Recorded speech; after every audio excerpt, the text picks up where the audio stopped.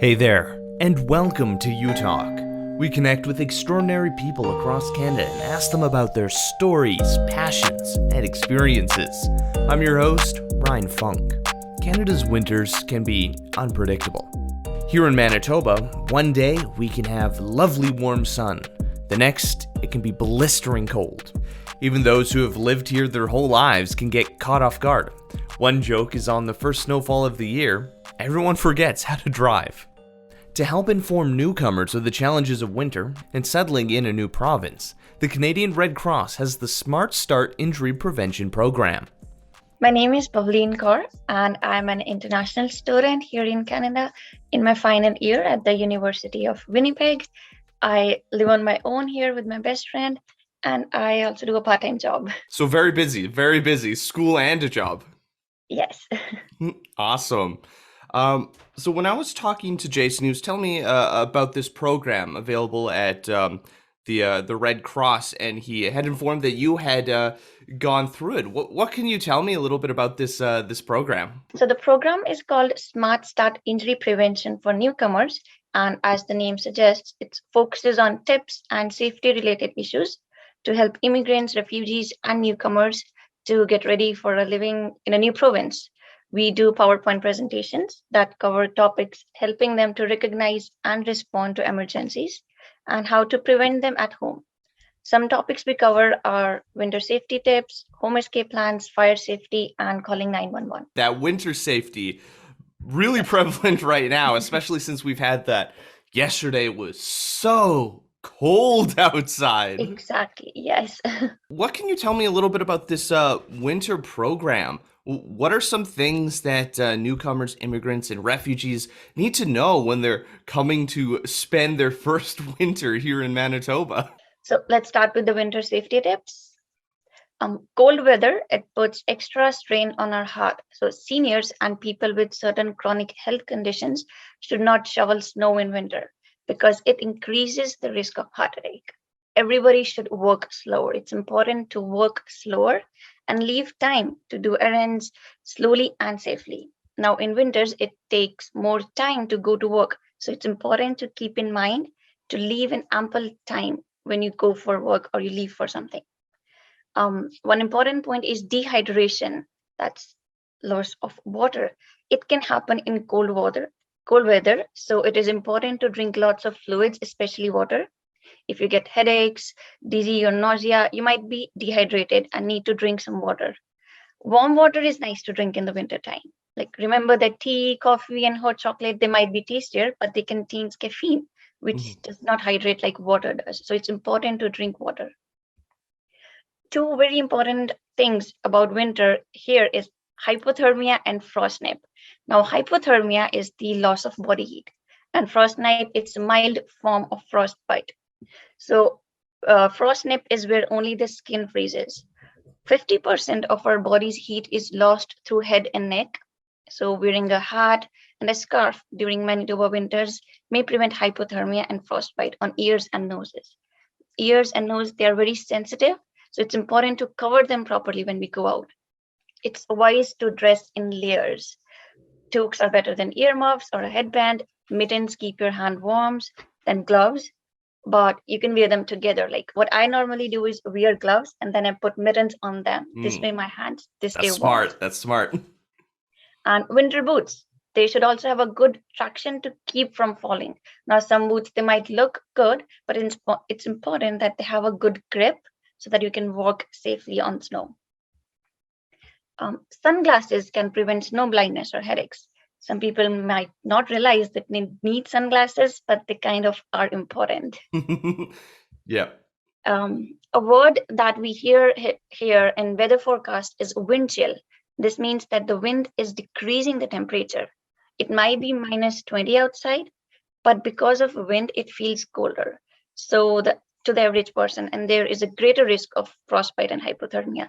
So it's important whenever you check temperature before going outside, it's important to check the wind chill factor as well, because that can lead to the temperature decreasing more than we expect. Sunglasses, that is so appropriate when driving, especially on a sunny day.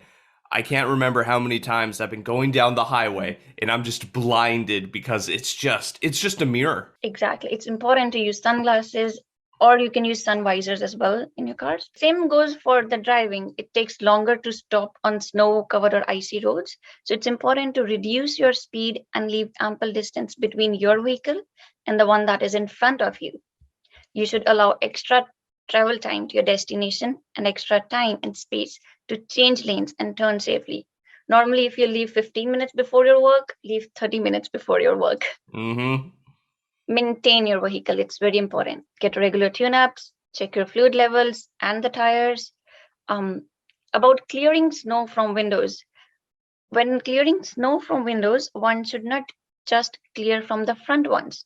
You should scrape ice off windows and roof as well, because that is important for the cars driving ahead and beside of you or behind you, because the snow can fly up to their windows and that would not be safe for them. So it's important that you scrape ice off all the surfaces on your car. Yeah, I can't remember how many times, driving down right after a major snowstorm and you just see people with just a good like layer on the top and like hood of their car and it's like, buddy, come on. You need to clear that off because it's unsafe for the cars that are driving around you. When we talk about clearing snow, it's going to be cold outside. So it's important to keep a pair of extra gloves, socks, scarf, and toque in your car as well. Be prepared for any kind of emergencies. You might feel that, well, it's not that cold. I do not need those. That's okay. Do not do that. Always keep an extra pair with you for emergencies. You might have to step out of your vehicle. It could be very cold when you're returning from somewhere and you have to clear the snow off. So it's important that your hands are warm, your nose and ears, they're covered. It can change so fast. You can go outside for like maybe a minute or two and you're like, it's not so bad outside. Exactly. But when that wind hits you, you're like, oh, I've made a mistake. I should have brought that. I should have brought that jacket. I should have brought that scarf. It always happens. Even when you're going, even like if you're walking somewhere, it's no harm. Carry a bag if you don't think that it's cold enough right now, but carry a bag and carry your gloves and toques and scarves in that so that when you're returning, maybe it's nighttime and it gets cold. So you need to cover yourself properly. Some advice I've been given for specifically highway driving in winter is making sure that you have kind of the term is bug out bag, but just a supply kit. So like extra blankets if you get stuck on the side of the road. It's gonna get cold. Your car's not gonna stay the whole time. So you're gonna want to make sure to have a shovel, just to maybe dig yourself out. Extra coverings and things. I've heard suggestions of water and snacks, just in case you're out there for a long period of time, and a candle, or a couple candles, just to keep it a little bit warmer. That's exactly actually what we discuss as well. We have a topic especially for emergency preparedness kits that one should keep in their cars and in their homes whenever a situation like this happens. And if you get stuck or stranded in your car, do not panic. Stay with your vehicle for safety and warmth and call for help. Make sure whenever you're going on a long journey to make sure your cell phone or a communication device is fully charged before you head out. I don't know how many times I've been in the middle of the highway. Luckily, nothing bad's happened, but my phone has been completely dead. You should always keep supplies with you in the car. One tip that I always give people who come, even my friends or someone I meet who are new here and they are shopping for winter clothes or boots, I always tell them to get one size bigger than their normal size for boots so that you can wear 2 socks or wear thick socks, and there should be enough space in your shoe to wiggle your toes. It's important that your toes, they keep on moving and they're not stuck at one place, because then there's a greater risk of frostnip or frostbite over there. So get a pair bigger so that you can layer it properly. When you spent your first winter here, what were some of the things that caught you off guard specifically? One most important thing was denims. Denims, jeans, they do not help in winters. Do not just rely on jeans. You need to wear something below or something on top whenever you're wearing jeans and you're outside in December or January. So that was one thing. But fortunately, because of this program, I was aware of that thing. And I joined this program in October, November. And so it was just on time because the winters were coming and it was going to be my first winter in Winnipeg. So that it really helped me to get prepared. And one more thing was not buying earmuffs. Even though if I would wear a toque or a cap, my ears are very sensitive. So they still would get some little redness and swelling. So I bought earmuffs quite late, but I wish I had them earlier. So get your earmuffs and do not rely on denims, jeans. Yeah. Like a trick is wearing long johns underneath your pants. I think you can just get those at like any sort of clothing store, like a Walmart or a Superstore or things like that. You can just grab those. You can also get, I think they're called slush pants that just help kind of repel water and moisture to help keep you warm. Because if you get wet in winter, it just soaks you down to the bone and it gets pretty cold. And that reminds me of not buying a raincoat. That was one of the important things that I missed on. I did not get a raincoat and I would get stuck in rain a lot of times. So it's not just snow here, it's rain as well. So get your raincoats as well. Yeah, the weather in Manitoba can be all over the place. Super cold in winter. I mean, the next day it can be really nice and everything is just wet and then it freezes overnight and it's icy again. Or like in the springtime, cold, nice, rain, and then even in the summer it's just like super hot and muggy and then crazy rain and thunderstorms. Exactly. You just cannot trust. You just cannot go outside of your home without checking the temperature first. This is how it is in Winnipeg.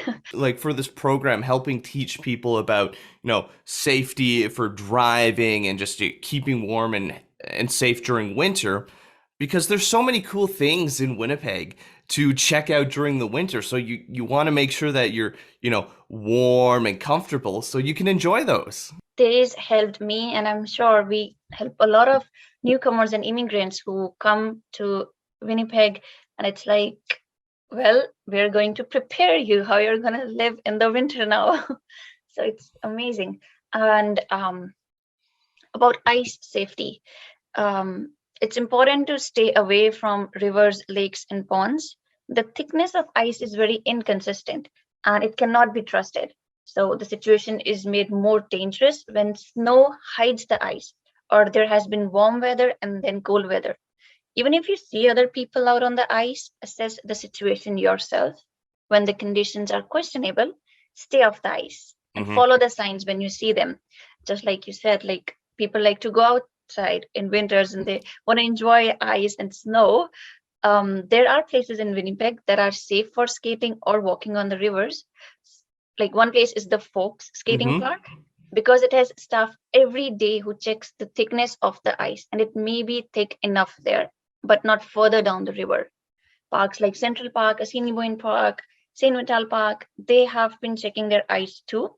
So the safest place to skate is at the community center near your home. It's important to check with experts that you're aware about the thickness of the ice and if it is safe for you to go. One more important point about ice is that remember that ice can be safe for 1 or 2 persons, but not a large group. So when you're in a group and you're walking on ice, it's always safer to walk in a line with spaces between you. If you see someone who is falling through the ice, the safest way for you to help is in this situation is to call for help or call 911, because those people, they're specifically trained to help the ice rescues. They're firefighters and police officers, and they have extra training. So they are trained. It's important for you to be safe yourself and then call for help for them. And then it's just following those steps, making sure you're going to those designated locations that have been checked and have been approved. It's good to go with someone, go with your friends. If you're going alone, make sure you have someone who you are in touch with, just in case you have any questions and you have any problem. It's good to ask questions instead of doing things when it's the first time, right? So it's been great chatting with you, super informative. Where can people go to find out more information about this program at the Red Cross? They can check out the website www.redcross.ca/SmartStart program. And we have all the details up there. and everything. And organizations can actually request us for presentations as well for their teams. Enjoying the content from You Multicultural? Why don't you subscribe to stay up to date with everything that we're doing? If you have any stories you want us to talk about or communities we should highlight, leave a comment down below or reach out to us over social media. I'm Ryan Funk. This was You Talk, and have yourself a good one.